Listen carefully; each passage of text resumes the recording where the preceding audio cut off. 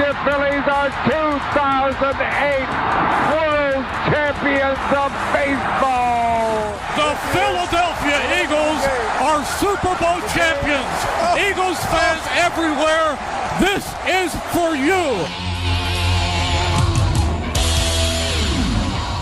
Now entering the game for Philly Press Box Radio, Bill Furman and Jim Chet Chesko. It's Wednesday, February 12th, 2025, and the Philadelphia Eagles are Super Bowl champions again. Welcome to the Philly Press Box Radio Roundtable, brought to you by the Irish Rover Station House in Langhorne, PA, Cavs, Philly Tailgates, and the STT Sports Network. I'm Bill Furman. I'll be your host tonight, along with my partner, Jim Chet Chesko. Chet, what a game by the Eagles as they destroyed the Chiefs to win Super Bowl 59 on Sunday.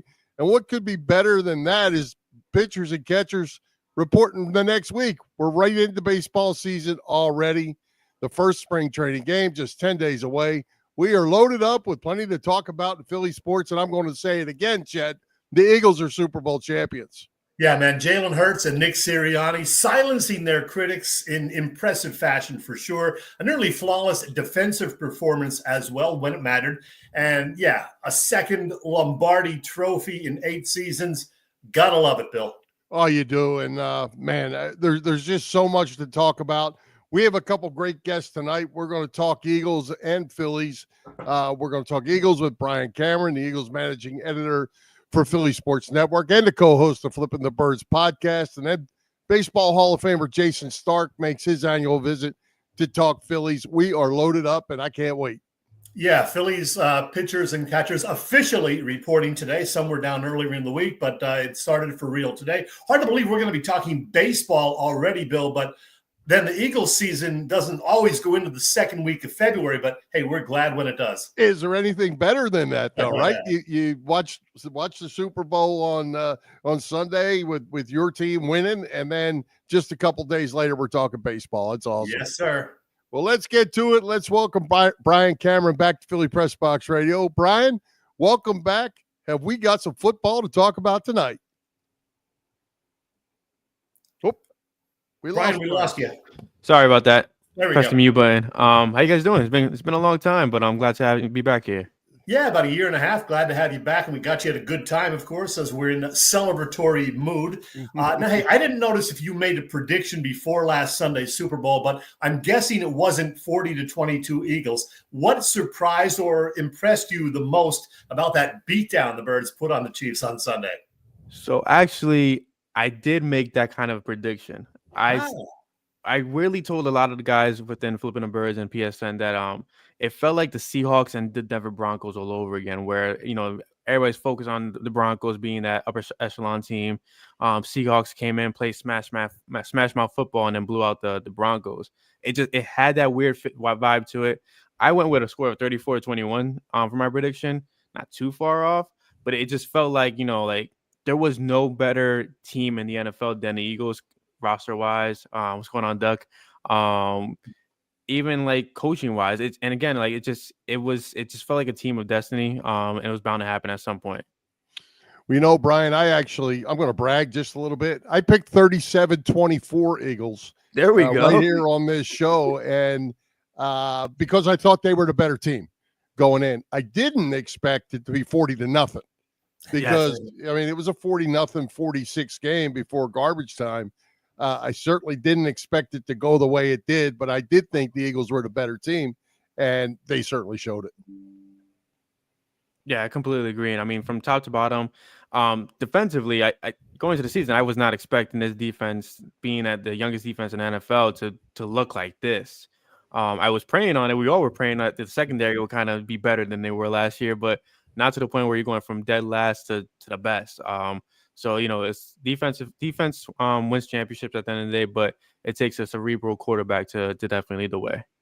Well, the Chiefs managed to stop Saquon Barkley for the most part, but that's pretty much all they were able to do successfully. So that was time for Jalen Hurts to shine, and boy, he did. He answered his critics, as I said earlier. A great game against both the Commanders and the Kansas City Chiefs. Yeah, it was great to see that, and I spoke to OJ Spivey from the Philly Tribune yesterday about this, and it was kind of like it felt like the Eagles were playing chess all season long.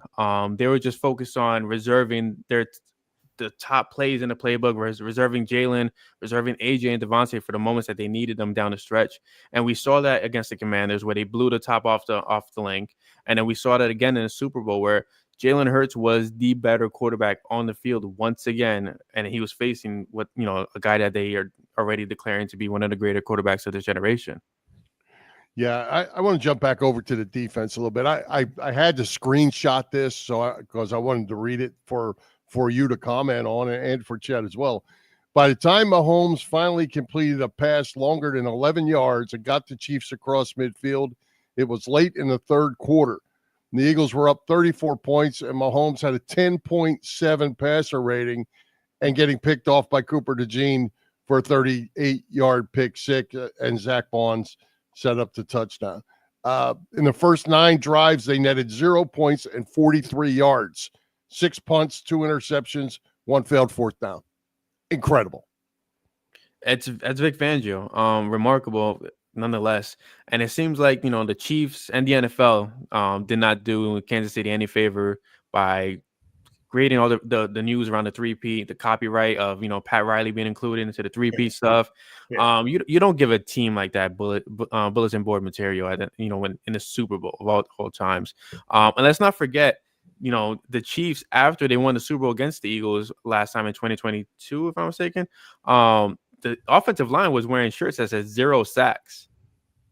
In the last 2 meetings against Pat Mahomes and the Chiefs, the Eagles have about 12 sacks on Mahomes. So it's clear that they're taking that very personal, even with this new defensive line. And I think Bill mentioned Cooper DeJean. How about the rookie celebrating his 22nd birthday? You ever have a birthday that good, Bryan? I did. Super Bowl 52 actually happened on my birthday. There you go. Birthday last week. That's right. Yeah. That happened on my birthday, so that's something I'll never forget. But nothing greater than what Coop was able to do. He was bound to make this kind of move. I mean, it's his first interception, and DeJean just, he showed up at the biggest stage in the NFL, and it just speaks to the talent of this draft from this season. I mean, Quinyon Mitchell was a shutdown corner. Cooper DeJean was remarkable. When they plugged him in, the defense completely changed. A guy that I feel like not too many people are speaking about, Jalix Hunt, came in and fielding remarkably. I feel like he's going to have a great breakout season next year alongside Nolan Smith. These rookies, they showed up, they showed out. Even Jeremiah Trotter at one point. The defense was very, very impressive. And, to be led by Jalen Carter, I mean, I feel like not too many people speak on his leadership within that defensive line. When Brandon Graham, went down, it was the Georgia Bulldogs that kind of woke up and led the attack. Well, and that's exactly who I was going to talk about next to you was Jalen Carter. For the second straight week, Jalen Carter is not on the stat sheet. No tackles, no assists, and dominated the line of scrimmage. So everybody around him, Milton Williams, for one, just showed out because of what Jalen Carter was doing and wrecking havoc up there. Yeah, I said this to a lot of the guys within Flipping the Birds. It's like what Jalen Carter has been able to do this season with Nolan Smith, Josh Sweat, Jalix Hunt, Brandon Graham. It feels like kind of like a pick and roll offense in football. He attacks the middle of the field, in the middle of the offensive line, and he pushes the quarterback into the direction of a Nolan Smith, a Milton Williams, Jalix Hunt, Brandon Graham. He's doing his part by influencing the decision-making of the quarterback. And you saw that. Patrick Mahomes I've never seen him scramble that much before and literally have no one to go to. I mean, even his receivers were dropping the ball, and I think they were just in awe of what this defensive line were doing without blitzing. And how about the linebacker, Zach Bond, who had an amazing season, all-pro, and picked off an interception shortly after the Eagles had, tossed one, and that set up another score for the Eagles. But we got to keep Zach Bond around, do we not? Oh, 100%. I'm praying that Howie and Zach Bond and his agent are already discussing this. I know Howie said on that on Jason Kelsey's new late show that that they were going to get a contract down for Zach Bond, and it's just this guy.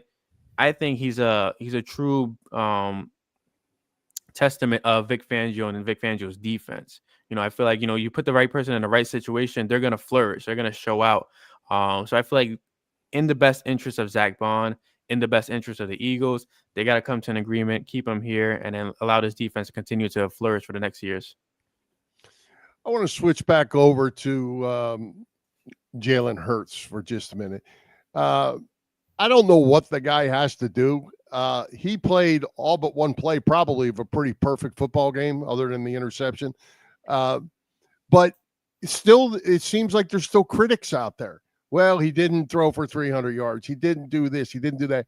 The things that I notice a lot, Bryan, is the way he is checking off at the line of scrimmage, how he's setting his teammates up for success. And I don't think, unless you don't watch him every week like we do, I don't think people really realize what this guy's doing back there.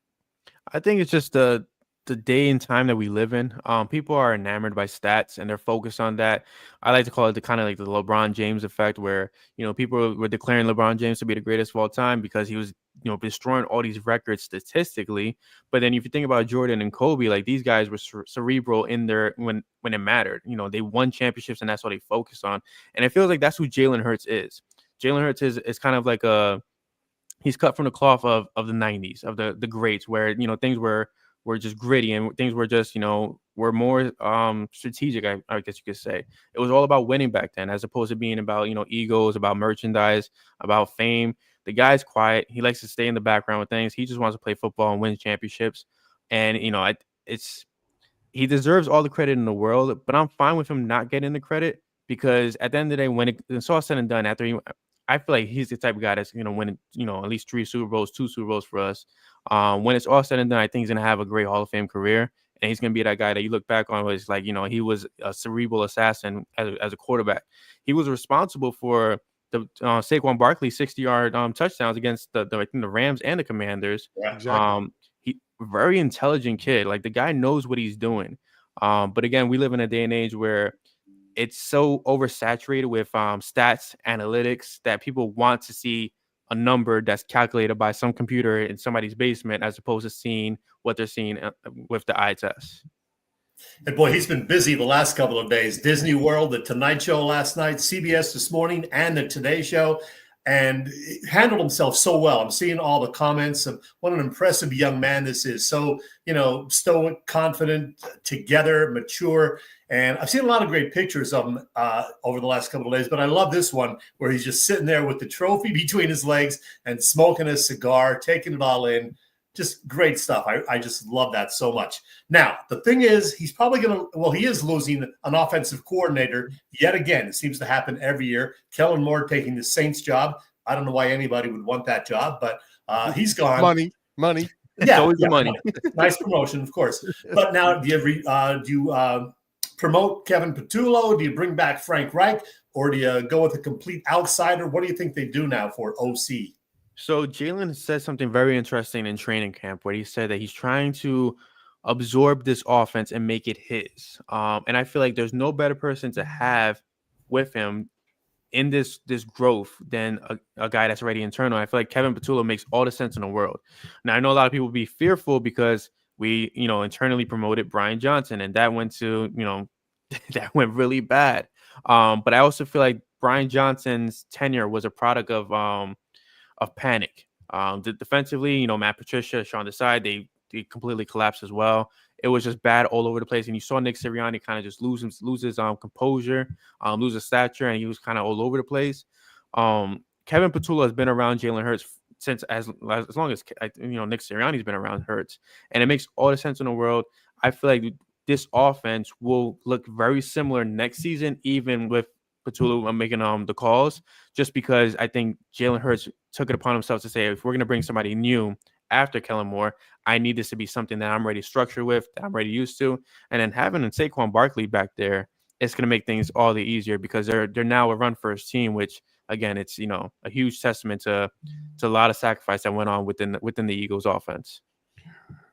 Well, Bryan, we've gone about 15 minutes and we haven't mentioned the real guys, the offensive line. As good as it gets in this league, I think, and No reason, even Lane's getting a little bit older, but no reason to really think there's going to be any drop-off in this group. They're good. They're really, really good. And I think Mekhi Becton's staying. I think he was accepted to the brotherhood of this offensive line. And that acceptance that he got, he's spoken about it. And it's just like it's more than just a team with this young roster. They're their family. They all, Nick Sirianni alluded to it after the game, is that they love each other and love can, conquer anything, right? And I feel like Becton going from the Jets to Philly is like, sometimes the grass isn't always greener, and there's nothing greener than Philadelphia grass at this moment. So I don't see him leaving. I think, keeping him around would be very wise, because you could throw him to tackle later on in the future, or you could even throw Steen to tackle or draft a guy. But I think Mekhi Becton found his place that he wants to settle in within his career. But this offensive line is phenomenal. I mentioned that Hurts and Barkley were on the Tonight Show last night, and it was nice to see that they brought the entire offensive line with them. Boy, those guys are big. And then even shotgunned a couple of beers, which was nice. Very nice. I do hope Becton does come back. Let me ask you about the other free agents, though. It's quite a list. Zach Bond, who had just the one-year deal, and a phenomenal year it was. Josh Sweat, who had a great Super Bowl. Milton Williams, who's been terrific. Brandon Graham may or may not consider coming back for another year. In addition to Becton, you had Fred Johnson, the backup guard. Avonte Maddox and Rick Lovato, the long snapper, and the list goes on. So a lot of tough decisions right there. Bryan, what do you see happening? So I think the focal point is going to be Zach Bond. I think they would definitely bring him back. I do not expect Josh Sweat or Milton Williams to return. I would love it for Milton to return. The reason I say Josh Sweat may not return is because he's going to get paid by a team that's desperately in need of a pass rusher. And on top of that, the Eagles have a guy like Jalix Hunt in the wing. Bryce Huff is the biggest question mark, I feel like, because we don't know what's going to happen with him now. But it just, if a lot of those guys that you put up, it's a lot of role players. Like, you have a Kenneth Gainwell that could be replaced by Will Shipley. Oren Burks stepped in greatly for Nakobe Dean. He could be back on a cheap contract. Avonte Maddox, I think, is going to be that guy that's another Josh Sweat, where he's going to have to find elsewhere because of the presence of Cooper DeJean, the presence of Eli Ricks, Keely Ringo. Isaiah Rodgers, I think, is a name that they do bring back as well, which is weirdly left off this list, I feel like. But a lot of these guys are going to go. I do feel strongly that Zach Bond will stay, Mekhi Becton as well. But we're going to see a little bit of a changeover. But again, like the nucleus of this team is in place, defensively and offensively. Defensively, you have your corners. Darius Slay was left off that list because we're expecting him to be a free agent as well. I hope they bring him back for his last rodeo. But it's not as concerning as it was after 2017. Because if everyone remembers that 2018, 18 team was a little disastrous as well. But this feels like this team, because of their core that's locked up, can actually go back to the playoffs and make some noise once again. Bryan, one final question for me. Or comment from me. I think Nick Sirianni deserves a lot of credit. Granted, he had a lot of talent. We know that. Howie did a great job of doing that. But controlling the egos and getting everybody to want to play together is a huge task. And, I've seen things, well, if it wasn't for the defense, they wouldn't have won, blah, blah, blah, blah, blah. Nick Sirianni made himself the CEO of this football team, and he wasn't going to coach the offense or defense. And I think he did just a tremendous job. He definitely did. I owe Nick Sirianni probably the biggest apology in the world. You were one of them, were you? I was one of it's for the dumbest reasons, right? Like my issue with Nick was not anything that he brought to the table. My issue with Nick was that he kept on shooting himself in the foot with his antics on the sideline, from yelling at fans, the Chiefs fans. Like, my thing was like, stop making yourself public enemy number one. Don't put a bullseye on your back. Just do what you got to do and focus on that. But I do owe him a big apology because he took this team full of, like, there's a lot of characters on this team. CJ Gardner-Johnson is a character. You have AJ Brown. You have, guys that can really make a lot of noise on any other team. But these guys, they all rode together for their coach. You saw CJ Gardner-Johnson, hugs Nick Sirianni at the end of the NFC Championship game. You saw AJ Brown, who in the Super Bowl game looked like he was mad at Nick Sirianni, but was the same player that dumped the Gatorade water on him. And it just shows like the level of respect is there. Like they're a family. Yes, they may, argue here and there, but at the end of the day, they know where they stand with each other. And that's second to none in anywhere, honestly. Bryan, last thing from me. Everybody's thinking now about a repeat, maybe a mini dynasty. A little too early for that if you ask me, but when you look at their schedule for next year, they're playing 11 games against teams that were in the playoffs this year. That's 10 teams, and of course you're playing Washington twice. 9 road games overall. So that is a tough road to hold next year. We don't know exactly when and where these games will take place over the course of those 4 months, but pretty tough schedule. Do you agree? It definitely is, and it's never going to be easy, especially when you finish on top like that, because now you have a target on your back. But it's weird. I mean, like they have the core members of this team locked up long term, and it's one of those situations where you have AJ Brown saying, "Yeah, okay, we won the Super Bowl. It's been 2 days. Like, let's focus on the next one." Devontae Smith, let's focus on the next one. Jalen Hurts, right after winning, said the journey's not done. We haven't arrived yet, and it seems like if we're getting this team at the very beginning portion of their peak, then it's going to be a good several years with this unit. If any team can repeat in Eagles history, it's definitely this team. As long as everybody stays healthy, that's the main part of the game. But as long as they're doing what they have to do, it seems like they're all bought into the culture and they know what they have to do for each other. I don't want to guess it. Well, hey, Bryan, before we let you go, let everyone know where they can find you on your social media, your podcast, everything you have going on, because I know you're all over the place. Yeah, so I'm the managing editor at Philly Sports Network for the Eagles team. You can find me on Twitter /X at BCameronNFL. I tweet as much Eagles things as I can. We also have a great team over there that, they late hours in and hours out of articles going out, analysis. And also, as Duck mentioned, we are live on Flipping the Birds every Tuesday night at 7:30, every Saturday morning at 9 a.m. We give you the most chuckled banter you can actually find about Eagles content, and we always have a good time. So, yeah, I appreciate you guys for having me on it. I feel like it was way too long. Don't hesitate. Definitely, I'm always down to come back, and, the sooner the better, in my opinion. We will talk to you in August or September. How's that? That sounds like a plan to me. All right. All right, man. Bryan. Thanks. We appreciate you. Anytime, guys. Take care. Go Birds. All right. Hey, before we move on, I do want to let everyone hear from one of our favorite guys and his take on this memorable Eagles season. I'm talking about the great Ray Didinger speaking Monday on 94 WIP. You really have to start the story of this year with the ending of last year, which ends in just complete collapse and ashes. That's where the story of this year starts. Tremendous uncertainty about whether the coach is even going to be back. Sure. How much change there's going to be for this team. Is Hurts really the quarterback moving forward? I mean, there were so many questions, and not at all answered in the first 4 weeks of the season. If anything, the feeling is that this is the same team that we just saw at the end of last year. And to go from that to where you're up 24-0 on the two-time defending world champions at halftime, I mean, it really does make your head spin. But in the end, you got it done, and in the end, it was just a tremendous achievement for the coach who was under fire for a good portion of the year, and for the quarterback who was under fire no more than 3 weeks ago. It seemed improbable, but it actually seemed fitting at the same time. There you go.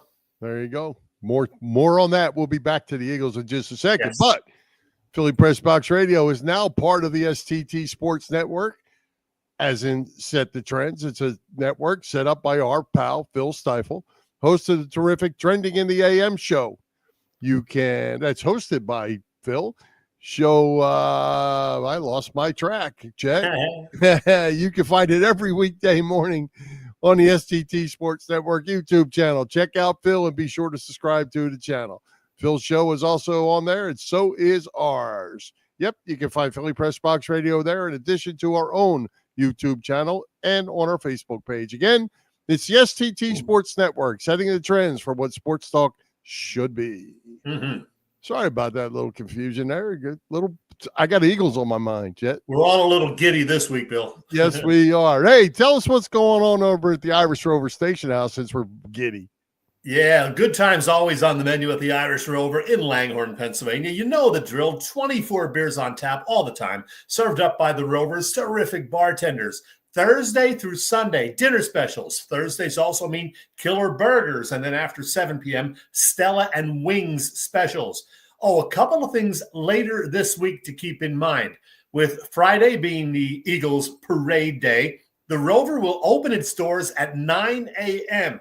Get there, grab a seat, and enjoy the parade on the Rover's numerous TVs, plus beer specials and a $5 food menu, too. That is Friday. Then on Saturday the 15th, I don't think this is just for ladies. It is the Rover's annual Galentine's Day party, however. You got that right, ladies. A 7 p.m. start. Wear your PJs and enjoy drink specials, giveaways, prizes, and music courtesy Ty Kingsley. The Irish Rover Station House is on Bellevue Avenue in Langhorne and on the web at irishroverstationhouse.com. And now, folks, since we were talking Eagles, we're going to do this one more time. I don't know if you heard, but this is Merrill's wrap-up to that great win Sunday evening. The Philadelphia Eagles have won Super Bowl 59. They have beaten the Kansas City Chiefs 40-22. It's their second Super Bowl win in 7 years. What a game. What a season. What a team.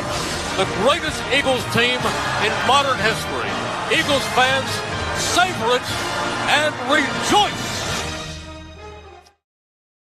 Yeah. Yeah, I mean, and I didn't know you were going to play that. I did hear that. But that was the first thing I was going to lead into you here when we have a few more minutes to talk Eagles. Certainly the greatest performance, individual performance, I think, in a big game. Best team ever? The best Eagles team ever? Yeah. Yes, I think so. You know, there's been a lot of talk this week about, is it the best Philly championship team ever? Now, I don't know the answer to that. You got the mid-'70s Flyers who won back-to-back. You got the Sixers from way back in 66, 67, and then again in 83. Both great teams. The two Phillies championship teams, 80 and 2008. Man, I don't know. I think this team is better than the 2017 team, certainly, as far as the Eagles. But as far as all 8 of those teams, I don't know. Yeah, well, I think you can flip a coin depending on what sport you like. I think that Dr. J. Moses Malone team was really good. They pretty much swept through the playoffs as well. But I think what got me about this team, Chet, was back when they played. I don't know if I got the order right, but it was the Ravens, the Rams, and the Steelers, something like that in there. Yeah, and just beat the crap out of every one of them. Just went and played Lamar Jackson and just pounded them. The Rams game ended up being a little closer on the scoreboard than I thought the game really was. Well, I was in doubt over the last couple of minutes. Because they went into that goofy prevent defense and almost got burnt with it. But they had been in good shape that whole game. But I think at that point I started saying, man, they're just mauling people. They're just really, really good. Yeah, especially these last 2 games where they just demolished teams, scoring 55 and 40 points against 2 pretty good teams. I mean, everybody thought the Chiefs, were favored to win the repeat, to get the three-peat. They were favored by 1.5 points. I didn't really think it was going to be the case, but they were just so impressive in all facets. I mean, the defense was amazing. It was not a 40-22 game. As you said, it was 40-6 with like 5 minutes left. So complete blowout.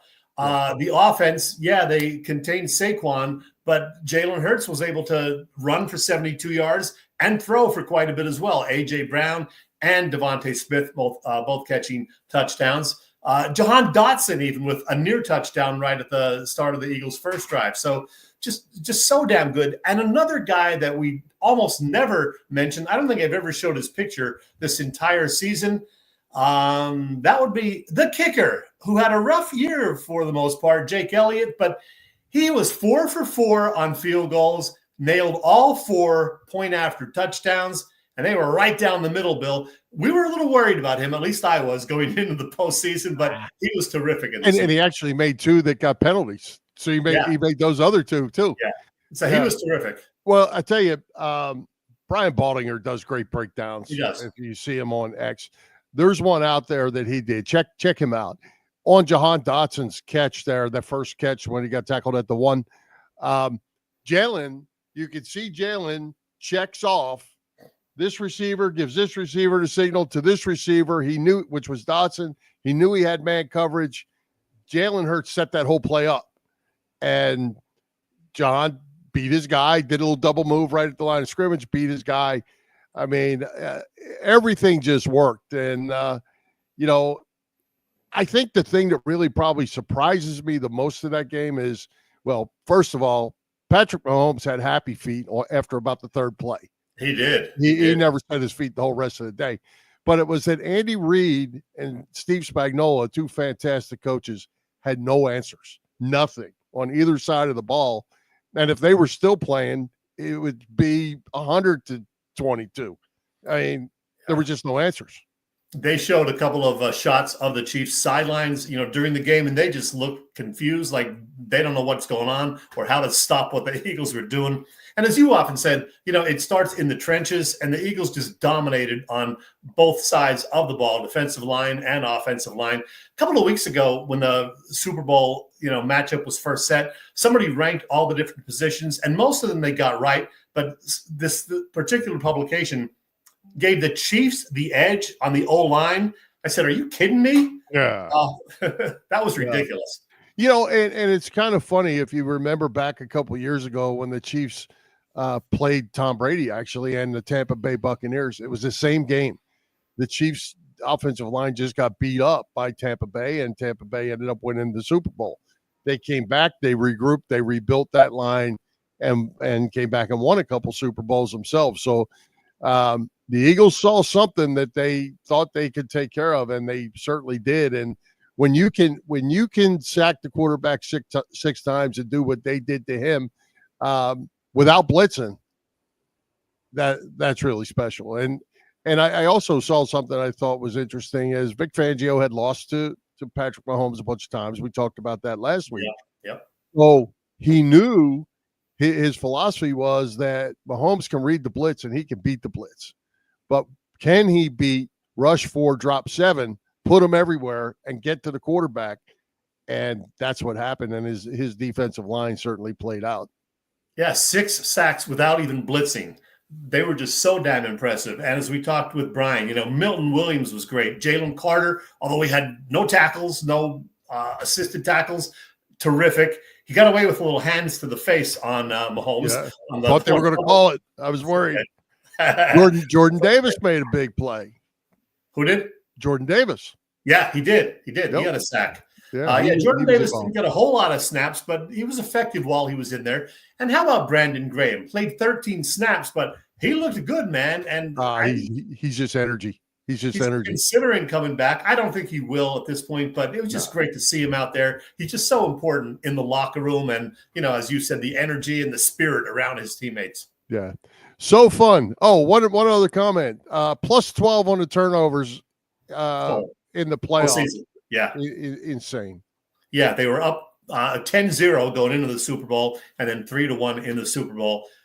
As Ron Jaworski says every week on the pre- and post-game show, you win the turnover battle, you got a good chance of winning, and the Eagles did that 4 in a row in the postseason. That was great. A couple odds and ends real quickly, Bill. I loved Bradley Cooper and the young kid, not his kid, as far as the open introducing the Eagles as they came out. I thought that was great. It was fun to see all the celebrity fans in the audience. Pete Davidson, all of a sudden an Eagles fan. Anne Hathaway, who was a Giants fan throughout the 20 teens, rooting on Eli Manning, is now an Eagles fan. She does have some history with her grandfather having worked at WIP ages ago. Her parents went to LaSalle, but yeah, she used to be an Eagles fan. Then was a Giants fan during the Eli era. Now she's an Eagles fan again. Smartened up. And I don't like the Jason Kelce hate. Jason Kelce getting some hate for, you know, saying nice things about his brother and how he felt for his brother losing.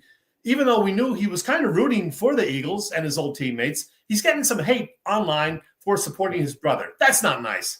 No, you got to support your brother. But he made it very clear he was supporting his Eagles brothers too. And yeah, you know, I mean, what are you going to hope for your brother loses? No, stop. You can't Come on. do that. All right. All right. What a game, Bill. What a game. And yeah, we got another one of these. There you go. Well, let's move on because we got to talk some baseball. But first, we got to talk about the best tailgaters in Philadelphia. Bob Cavanaugh and the gang of Cavs Philly Tailgates. Yes, sir. Bill Cavs Philly Tailgates has been cooking up a terrific catering business for some 35 years. Known best for their tailgate parties, Cavs is a 3-time winner of Philly Tailgates Jack Daniels Great American Tailgate Party Contest and a past winner of the Philly Daily News Tailgate Award. Cavs also does corporate events, parties, you name it. Of course, Cav hosts tailgates before all Eagles games outside the link, and there will be various tailgates outside Citizens Bank Park this spring and summer. I thought I had that picture up. It disappeared. There it is. Outside Citizens Bank Park this spring and summer, there will be a tailgate before the Phillies home opener on March 31st. And then Philly Tailgates, as usual, will be working with Philly Sports Trips for a pair of 5 or 6-day Philly spring training trips. That's the one pictured right here, March 11th through the 15th. WMMR's Preston and Steve crew, part of that one for at least a day or two.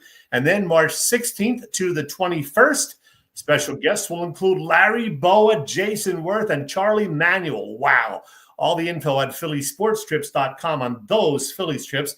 And check Cavs website, phillytailgates.com, for other upcoming events closer to home. And if you have questions, you can email them at cavscatering@verizon.net. Cavs Philly Tailgates is the way to go. And Bill, I saw Cav, of course, was down in New Orleans for the Super Bowl, and he posted a bunch of pictures. He clearly had a good time. I'm sure everybody who went down there with those guys had a great time because they do a wonderful job. You bet. Hey, What? I'm hearing a bell. I thought I heard something. I'm ringing the bell, Bill, because you know why? We haven't done a traditional random chat in quite a while because we've been so busy talking Eagles over the last, month and a half, crunch time of the season and then the postseason. And I know you're missing the random chat thing. So as long as we don't talk about some music awards or movie awards, we're good. Something. I know also you want to talk about baseball, which we'll do in a minute. But yeah, I am going to sneak in a random chat first, simply because it has been way, way too long. So, Bill, this would be a good time for you to take a 3.5-minute bathroom break. Here we go. I probably will. I've been a fan of Saturday Night Live pretty much from the get-go in the fall of 1975, and have seen at least 80% of the nearly 1,000 episodes that have aired over that iconic show's 50-year run.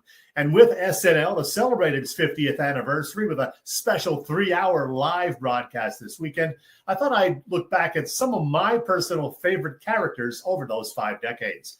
While there have been a slew of memorable political impressions from Chevy Chase's Gerald Ford right up through James Austin Johnson's Donald Trump, I'm going to keep those out of the discussion of my favorites. Popular characters who didn't crack my top 10 include the likes of lounge singer Nick Winters, played so well by Bill Murray, Dieter, host of Sprockets, Dan Aykroyd's shady toy salesman Erwin Mainway, who pushed items including Johnny the Human Torch and Bag of Glass, the Coneheads, Opera Man, the Unfrozen Caveman Lawyer, MacGruber, Hans and Franz, Gilda Radner's Rosanna Dana, John Belushi's Samurai, and Tom Hanks' popular David S. Pumpkins character. Honorable mentions for me would include, Martin Short's Ed Grimley, Molly Shannon's terrific Mary Catherine Gallagher, Linda Richmond of Coffee Talk, played by Mike Myers, Kristen Wiig's Target Lady, and Dunice with her tiny hands. Gilda Radner's Emily Latella, the nerdy Lisa Lubner, and Todd, so brilliantly played by Gilda and Bill Murray. The Delicious Dish Ladies, played by Anna Gasteyer and Molly Shannon. Who could forget the legendary Sweaty Balls skit?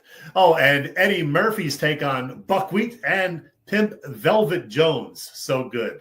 Okay, having watched 50 years of Saturday Night Live, my top characters would be number 10, Debbie Downer, played by Rachel Dratch, who put a damper on any fun event she attended. Number 9, Daryl Hammond's Sean Connery and Will Ferrell's Alex Trebek on Celebrity Jeopardy. In the 8th spot, alien abductee Colleen Rafferty, portrayed wonderfully by the great Kate McKinnon. Number 7, Ferrell and Sherry O'Terry as peppy, overly eager Spartan cheerleaders, Craig and Ariana.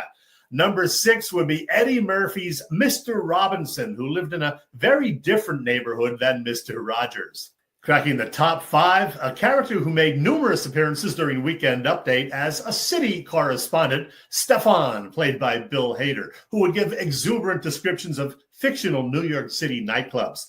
Number 4, then, could it be Satan? Nope, the church lady, played by the great Dana Carvey.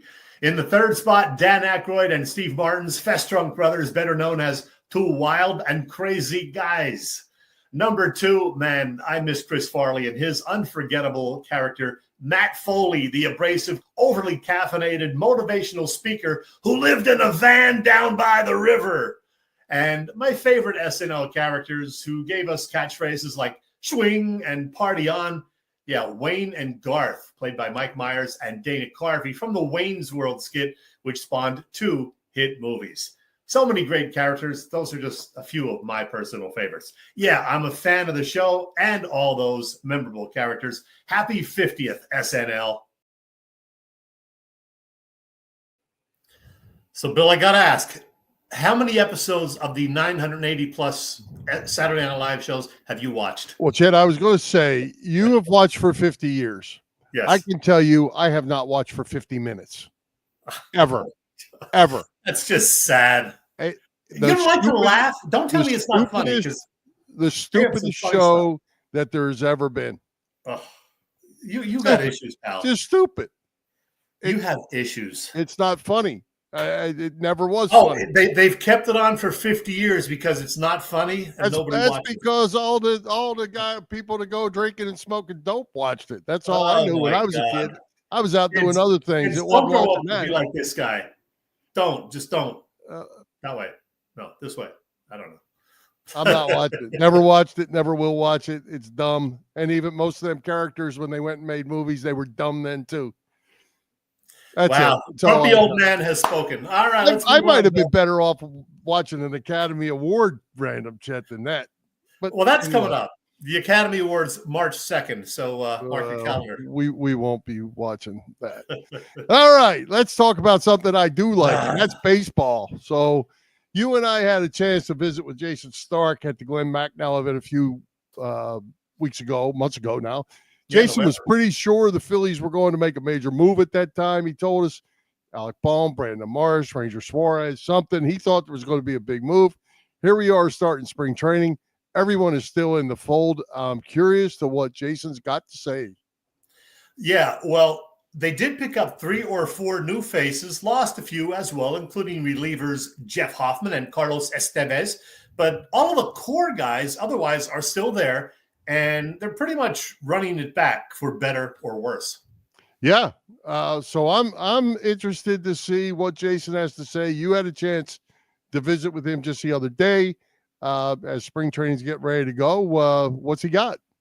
Well, despite the lack of any major moves, Jayson seems to still like the Phillies' chances in 2025, thanks in large part to the rotation, as you'll hear. Well, it's a time of year that brings a smile to the faces of baseball fans everywhere. Pitchers and catchers reporting for duty at sites across Florida and Arizona. I know that's the case with this guy, Hall of Fame baseball writer Jayson Stark. Jayson, great to see you again to talk a little baseball. Chad, how are you, my friend? I am awesome. Hey, let's focus on the Phillies, first of all. They didn't make any huge player moves over the winter, but they did pick up outfielder Max Kepler and a couple of pitchers too, lefty starter Jesus Luzardo and righty reliever Jordan Romano. Are they any better now than the team that got eliminated by the Mets in the NLDS in October? I don't think you can say they're better. They're certainly not definitively better. It's safe to say Jesus Luzardo is a pretty significant upgrade over Taijuan Walker. Okay, but there is that. The other thing is they're built to win.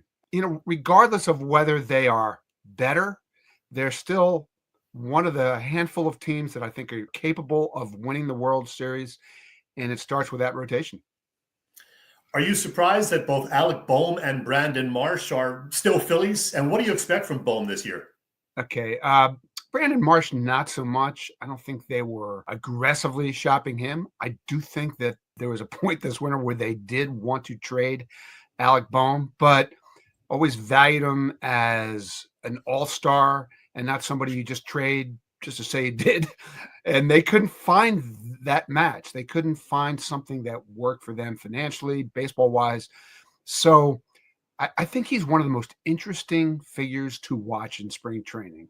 Not so much in the sense of how we've watched him the last few years. Is he going to hit more home runs? Is he better defensively? I think it's really, how does he handle this moment? The two things that he's got to handle are being a human trade rumor all winter and knowing it, no matter how much they tried to run from that. And the second was getting benched in October in a must-win game, right? After they'd lost game one. That sent a lot of red flags, I think, throughout the industry. It certainly sent some messages to teams that might have been interested in trading for him that they better do a little more digging. Bryson Stott had a subpar 2024. And Trey Turner, though he hit 295, I think can still be better, both offensively and certainly defensively. Is it right to expect more from both Stott and Turner in 2025? Yeah, I think they need more. For this offense to take another step, to be as good as we've seen it at its best, Trey Turner has to be better. He was signed to be better. His track record is better. He was having an amazing year before he blew out the hamstring. If you remember, he was hitting 340, came back, hit 10 home runs in July, 10. And then, I don't know, he gets himself out. He reverts to that guy who chases at a clip we've never seen him chase in his career. He's always been a little swing happy, but I think you'll see an effort this spring, both by him and by the hitting coaches, to get him to be more disciplined. And then Bryson Stott just got to figure out who he is. I think he's a guy with extremely high baseball IQ and a ton of upside, star power upside. But the thing that they tried to do with him last year, which is have him be more aggressive in counts, it confused him. And he's got to figure out exactly what's the best approach for him at the plate. I didn't even mention Bryce Harper yet. He hit 285 with 30 homers last year. More of the same this year, do you think? I don't see why not. If Bryce stays healthy, I still think there's even a bigger year in there for him. I've thought for a long time Bryce could hit 50 homers in this park. He's got Gold Glove ability at first base.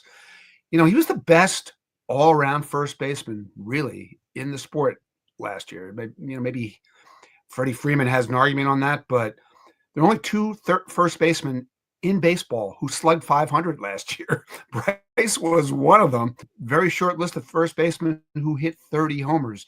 Combine that with how good he is in October, assuming the Phillies get back to October, and how incredibly comfortable he's gotten at first base, and I think impactful defensively. There's actually more in the tank for Bryce. I think he's on a Hall of Fame track. True or false? It'll be someone other than Kyle Schwarber in the leadoff spot in most games this year. Can I answer to be determined?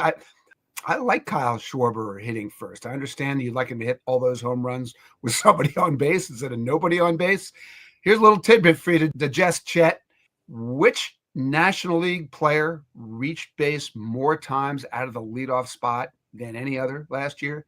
The answer, Kyle Schwarber. And what are you looking for from a leadoff man? Yeah, that would be on the list, right? Absolutely. Well, one real strength we know is the starting rotation. Pretty good five with Andrew Painter likely to be added to the mix this summer. What do you think about these guys? Yeah, they're certainly in the argument for best rotation in baseball. I got into a conversation a week or so ago with another general manager from another team, and this is kind of what we concluded. The Phillies have 5 starting pitchers, not even counting Andrew Painter, who you would feel comfortable starting game 1 of a postseason series. Do the Mets have any? I'm not sure the Mets have any. The Mets are, they've signed Juan Soto. They're going for it. The division is a monster, but the Phillies win the who has the best rotation conversation, if healthy, with any of the teams in the NL East and maybe any team in baseball. Mariners are in the argument. I think the Dodgers, obviously, in terms of depth of potential impact starters, they're in that argument. You could throw a couple of others in there, but if you're trying to win the World Series and you have a rotation as good as the Phillies, that seems like a good formula to me. Jayson, you wrote a great in-depth piece last week for The Athletic comparing NFL parity to Major League Baseball parity. Your point was, I guess, that while a lot of folks consider baseball to be, broken with the big spending teams dominating, there's actually been far more parity in baseball than in football this century. Yeah, I've done this one before, Chet. All this drumbeat for a salary cap, and baseball needs a salary cap to have more competitive balance. And I don't think so. I went back to 2001 and looked at basically the Brady era, the Mahomes era. There's a little Peyton Manning, Ben Roethlisberger in there.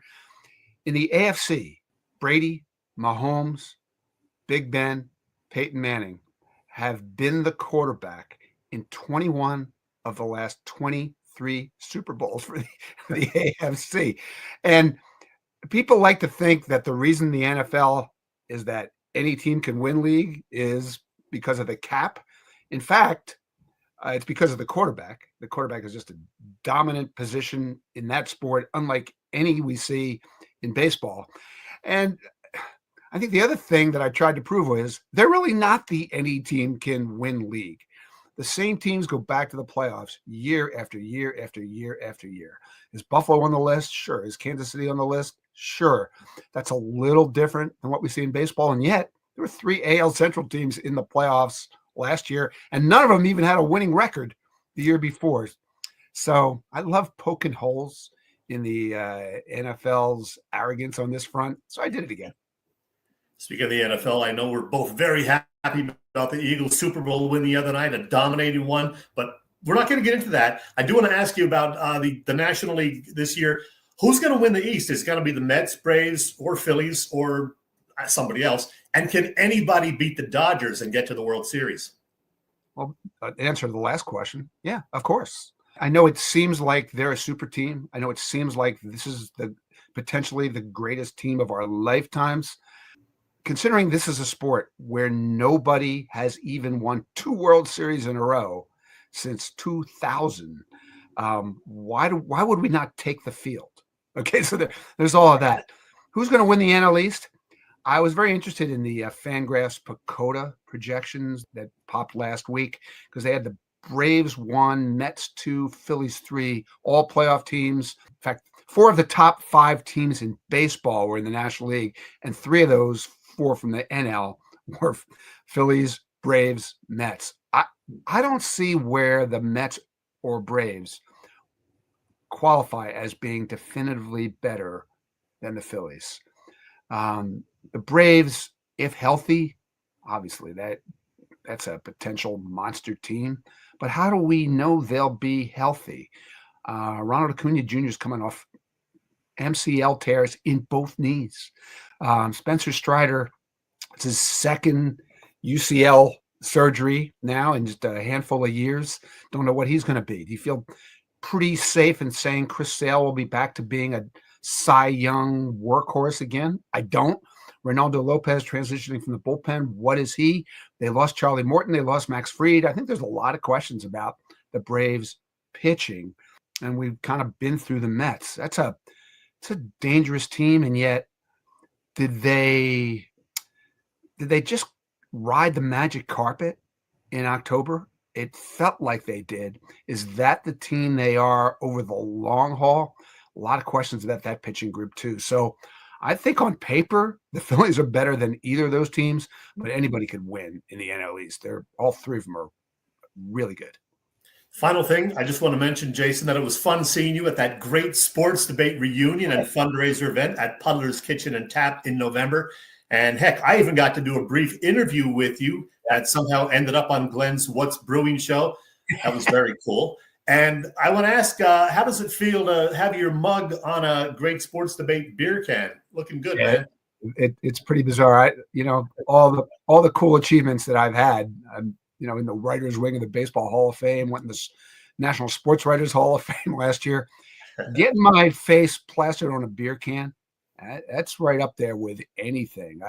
It's a pretty good conversation piece in my house. Would you like a beer? I got to be with you. People love to look at what I looked like in the 90s and laugh, and I don't blame them. You can't. And I got all 4 of you to autograph it, which is very cool. Hey, follow this guy on X, the former Twitter, at JaysonST. Read him in The Athletic. Check out the Starkville podcast that he does with Doug Glanville. Jayson, thank you, and enjoy the season. Chet, thank you, man. Always good to talk to you. It was great. It was great. I think Jayson's a little more optimistic about the Phillies than I might be at this moment. I'm surprised. He thinks they're, better off than both the Mets and the Braves. He likes the starting pitching, as I said, and that could be the difference. So we shall see. Yeah.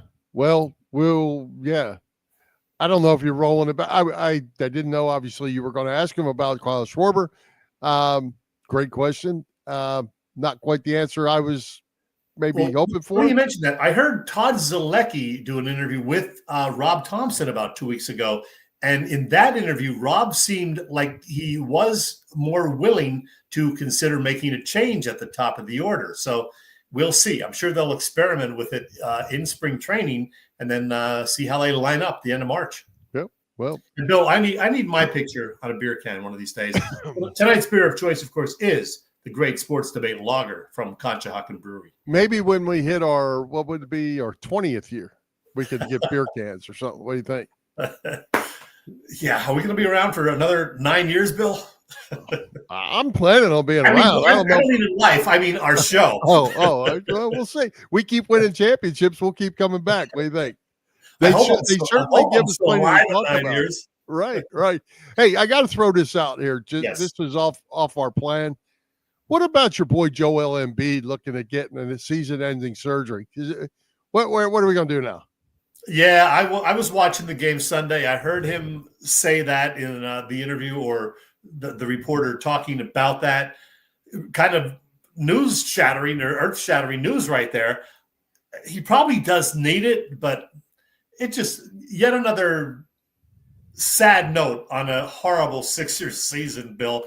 And, I was kind of excited last week when he and Paul George were both coming back in the lineup. Well, they've lost 4 straight with Embiid back in action and 3 straight with the so-called Big Three together, Friday, Sunday, and Tuesday. So there's still only 2 games out of the 10th spot, for a play-in. But does anybody really care? No, not at all. It's a shame. I don't know where they go from here at this point. All right. Great guest tonight in Bryan Cameron and Jayson Stark. Who's coming to Philly Press Box Radio next week, Chet? Well, coincidentally, we're going to get some answers on the Sixers next week, Bill, because we are going to have Kai Carlin joining us. Kai is the USA Today Sixers Wire reporter, editor. He's been with us a couple of times previously, and he will be on with us next week live to explain what the hell is going on with this 76ers season. We may have a second guest. We may not. The Sixers guest, the Sixers talk may depress us too much. We don't want to have a second guest. I don't know.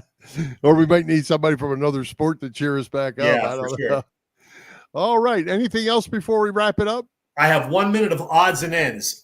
First of all, congratulations to Eric Allen on finally getting elected to the Pro Football Hall of Fame. He'll be inducted this August.